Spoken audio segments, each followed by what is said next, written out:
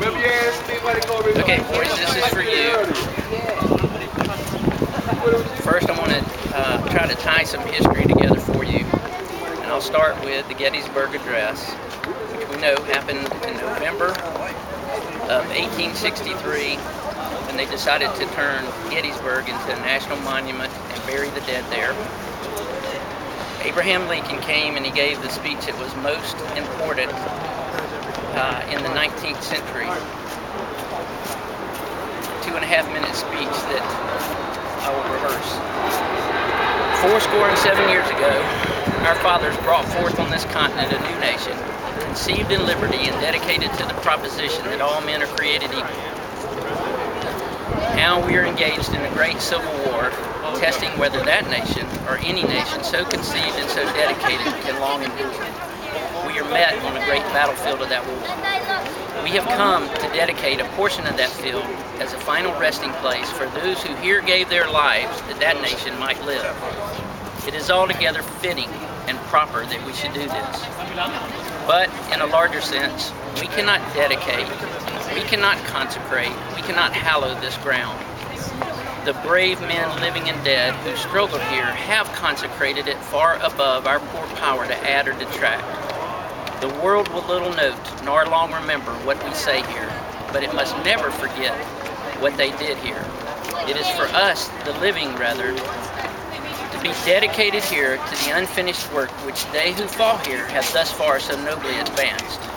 It is, rather, for us to be here dedicated to the great task remaining before us, that from these honored dead, we take increased devotion to that cause for which they gave the last full measure of devotion, that we here highly resolve that these dead shall not have died in vain, that we,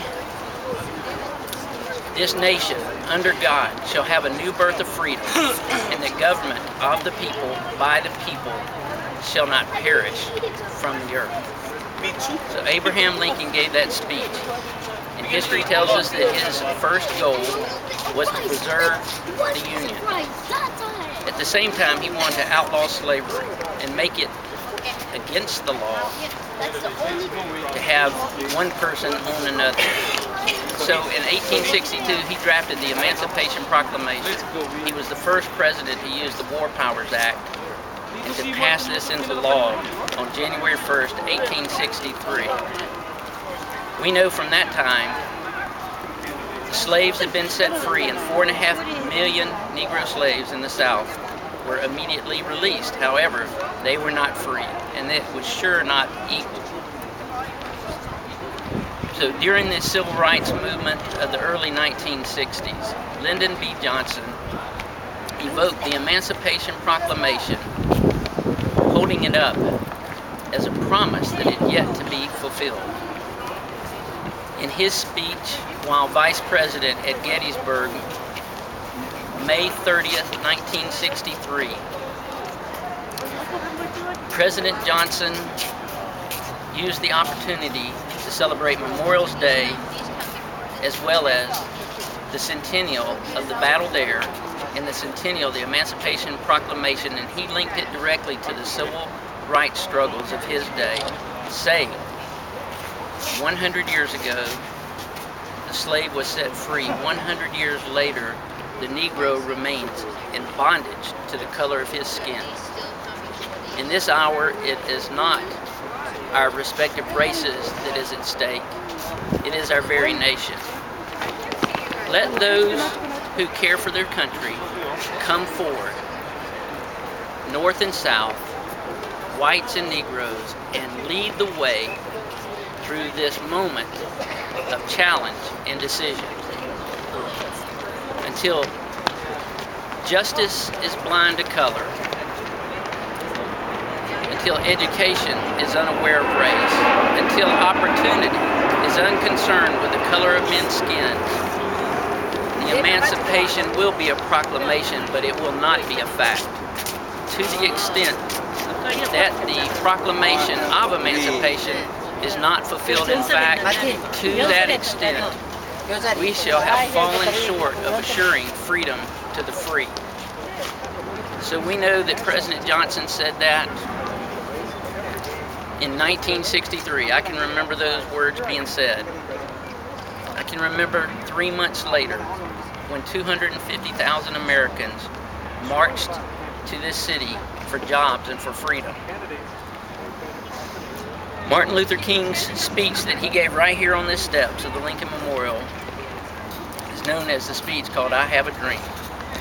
And I hope to redo it for you right now to let you know that another man stood up in peaceful protest of what was wrong in that day. He was assassinated one day just like Lincoln was, and other men who led our nation. But he wanted to tie the history of where we had come from and where we were headed. And I'm here to tell you that today, 150 years after the Battle of Gettysburg and the Emancipation Proclamation, 50 years later, when President Johnson made those words, 50 years after Americans came to this city, and Martin Luther King stood right here and said, "I'm happy to join with you today in what will go down in history as the greatest demonstration for freedom in the history of our nation. 50 years ago, a great American in whose symbolic shadow we stand signed the Emancipation Proclamation. This momentous decree came as a great beacon of light of hope to millions of Negro slaves who have been seared by the flames of withering injustice. It came as a joyous daybreak to end a long night of captivity. But 100 years later, we must face the fact that the Negro is still not free. 100 years later, the life of a Negro is still sadly crippled by the manacles of segregation and the chains of discrimination. 100 years later, the Negro lives on a lonely island of poverty in the midst of a vast ocean of material prosperity. 100 years later, the Negro is still languished in the corners of American society and finds himself in exile in his own land. So we have come here today to dramatize an appalling condition. In a sense, we have come to our nation's capital to cash a check. When the architects of our republic wrote the magnificent words of the Constitution and the Declaration of Independence, they were signing a promissory note to which every American was to fall heir.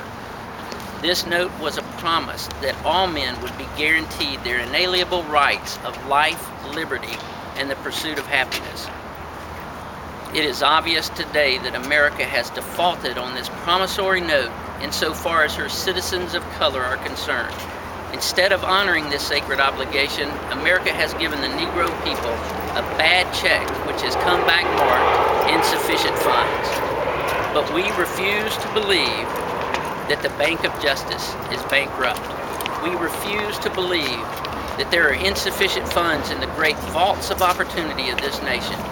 So we are here to cash that check, a check that will give us upon demand the riches of freedom and the security of justice. We have also come to this hallowed spot to remind America of the fierce urgency of now. This is no time to enjoy in the luxury of cooling off or to take the tranquilizing drug of gradualism. Now is the time to rise from the dark and desolate valley of segregation onto the sunlit path of racial justice. Now is the time to open the doors of opportunity to all God's children. Now is the time to lift our nation out of the quicksands of racial injustice onto the solid rock of brotherhood. It would be fatal for our nation to overlook the urgency of the moment and to underestimate the determination of the Negro people. This sweltering summer of the Negro's legitimate discontent will not pass until there is an invigorating autumn of freedom and equality. 1963 is not an end, but a beginning. Those who hoped that the Negro just needed to blow off some steam and will now be content will have a rude awakening if this nation returns to business as usual. There will be neither rest nor tranquility in America until the Negro is granted his citizenship rights. The whirlwinds of revolt will continue to shake the foundation of the nation until the bright day of justice emerges. But there is something I want to tell to my people who stand on the warm threshold which leads into the palace of justice.